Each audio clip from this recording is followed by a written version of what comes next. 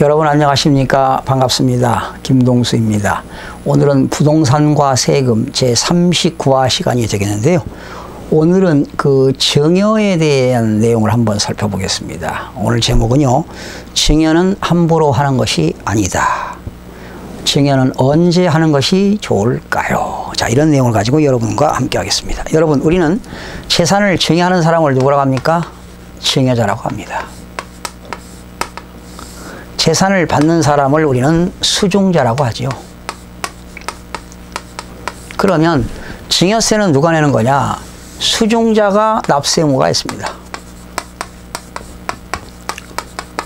그런데 수중자가 낼 세금을 증여자가 대신 주면 그것도 증여로 보는 겁니다. 그래서 부모들이 자녀에게 주는 거, 그러니까 예를 들면 이런 거죠. 이제 직계 존속이 되겠고요, 부모가. 자녀는 직계 비속이 되겠는데 다 아시는 겁니다. 예, 직계 존비속 증여공제, 부모가 자녀한테 줄 때는 성인은 5천만 원까지 공제하죠. 근데 이 5천만 원이 10년 통산입니다. 10년 동안 지급한 금액이 5천만 원까지는 세금이 없다는 겁니다. 그러나 19세 미만 미성년자는 2천만 원까지만 공제합니다. 그래서 이런 걸 한번 여러분 소개하겠습니다. 이제 한 살 1세 때 부모가 자녀한테 2천만 원을 줍니다. 그러면 증여세는 없겠죠. 증여세가 없습니다. 그렇다고 2천만 원만 주는 것보다는 증거를 좀 남기기 위해서 뭐 한 2,500을 줬다. 만약에 부모가 한 살 먹은 미성년자에게 2,500만 원을 주게 되면 2천만 원 공제하니까 증여세 과표가 500만 원이잖아요. 500만 원에 10%면은 50만 원만 증여세 내면 됩니다. 그러니까 한 살 때 증여세 냈다는 입증자료가 있으면 좋은 겁니다. 2천만 원까지는 세금이 없지만 조금 뭐 2,200이든 2,300이든 주고 2천만 원 공제 받고 증여세 냈다는 그런 자료를 남기는 것도 상당히 도움이 되는데요.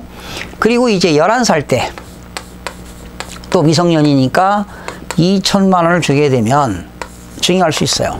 그러면 증여세가 없어요. 근데 이때 11살 때도 2천만 원을 주지 말고 한 2,200~300만 원 주고 2천만 원 공제하고 200만 원에 대한 10%면 20만 원만 내면 되는 겁니다. 자, 그리고 이제 10년이 또 지났습니다. 21살 때 이제 대학생일 때요. 근데 많은 부모들이 이렇게 어릴 때 증여하지 않고 대학을 다닌다, 이제 뭐 군대 갔다 왔다, 20대 청년에게 증여하려고 보면 증여세가 엄청나요. 그래서 21세 때는 성년이기 때문에 5천만 원까지 주면 증여세가 없습니다. 그런데 이때 5천만 원을 주지 말고 만약에 1억을 줬다면 어떻게 될까? 1억. 1억을 줬다면, 아니면 뭐 7천만 원 줬다. 증여재산이 7천이다. 증여재산가액이 7천만 원이라면 또 5천만 원 공제받습니다. 증여재산 공제. 5천만 원. 그러면 증여세 과세 표준은 2천이잖아요.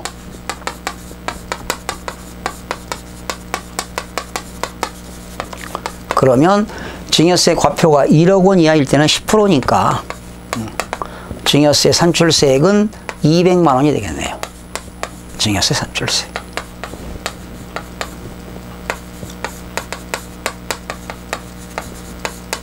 음.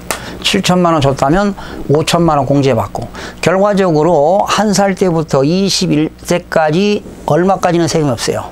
2천, 2천, 5천이니까 9천만 원까지는 세금이 없다. 그리고 이렇게 7천을 주고 21살 때 5천만 원 공제받고 증여세 200만 원 낸 입증자를 가지고 있으면 나중에 이 수중자가 뭐 재산이 증가되면은 증가된 사유에 대해서 입증이 됐잖아요.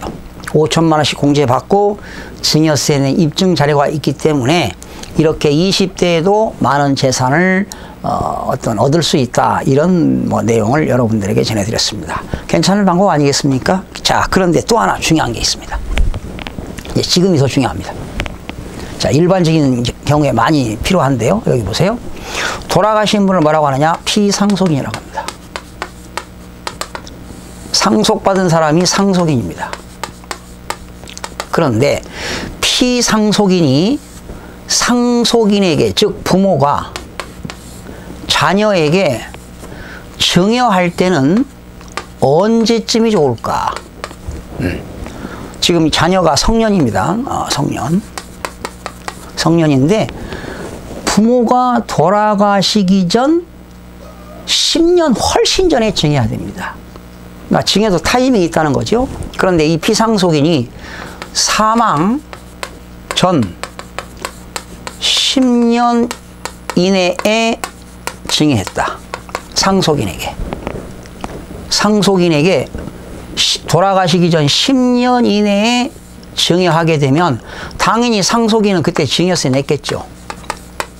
그런데 우리나라 상속세 증여세법에서는 피상속인이 돌아가시기 전 10년 이내에 증여한 재산도 나중에 상속재산 계산할 때 상속재산에 포함시킵니다. 이게 상속재산에 포함됩니다. 그래서 증여하려면 피상속인이 돌아가시기 전 건강할 때 훨씬 10년 전에 증여해야 돼요. 어떤 분들은 재산이 많은데 돌아가시기 전 3년 전, 5년 전, 7년 전에, 1년 전에 증여하게 되면 당연히 증여세 내겠죠. 이제 수중자가. 그러나 그 증여받은 재산, 상속재산에 포함된다는 사실을 아시기 바랍니다. 그런데 이때 피상속인이 상속인이 있고요. 상속인 이외의자가 있어요.